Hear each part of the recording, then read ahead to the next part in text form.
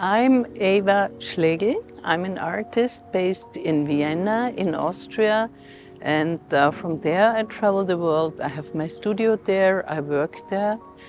And I was invited to participate in the show Bright Golden Haze, which was the opening show of Oklahoma Contemporary. It was wonderful. And through that, we got into discussion because I was very intrigued by the light and by the museum itself. I think the building is really wonderful. So as I'm working a lot with site-specific work, where I react to the special location, I got this invitation to realize a sculpture. And what you can see here is blurred text. This sculpture, this is important, has to be experienced. And maybe I can guide you a little bit inside and show you.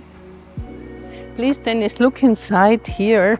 You see down the endless columns into the earth. You see the endless columns into the sky. And it's really about space, about beyond space.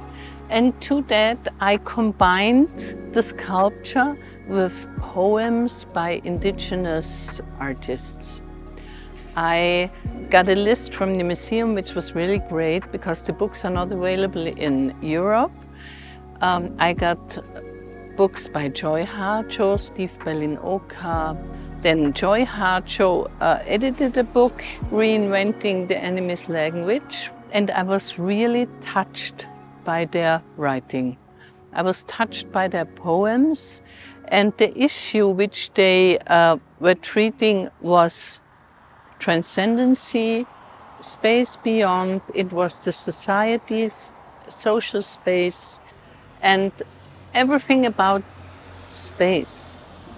So I combined that but made it blurred.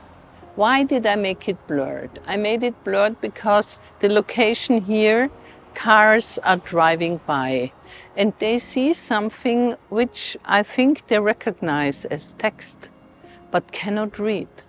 So this raises the question, what is it? What I see, is it an image or is it a text? And what is the question to them is to come back and to find out what the text is about. And we have a leaflet where all the texts are transcribed into the original form and where you can read the text, where you can read about space, about eternity, about space in between, about future, about past. All these things which are fluent, you can read them here in this sculpture. And as I said before, it's very important to experience the sculpture. It looks very straight and very right-angled when it stands here. But when you look inside, you can step on it. You can look down, you can look up, and suddenly a real labyrinth of visions appear.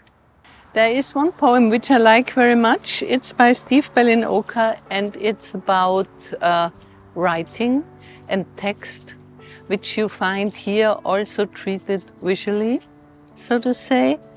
It's this page once was blank, once was pulp, once was tree. Someone dips a pen in the inkwell and the letter appears. And what you see here is appearing text and disappearing text at the same time. You have the feeling the text withdraws, you cannot read it, and it's in an in-between status, I would say. What I also love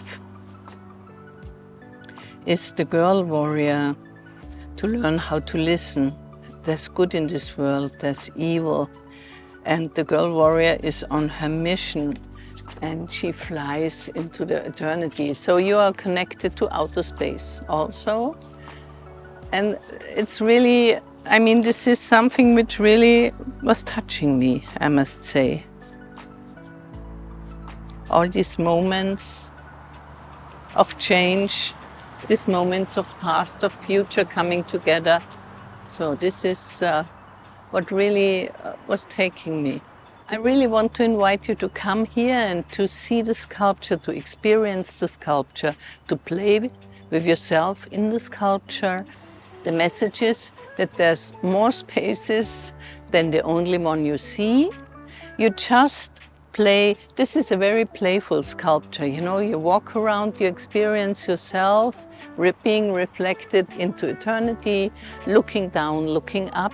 And there's always in life, there's more spaces than the one we see. You have enough time because it's opening now and it's here for over a year. It ends in January 2025.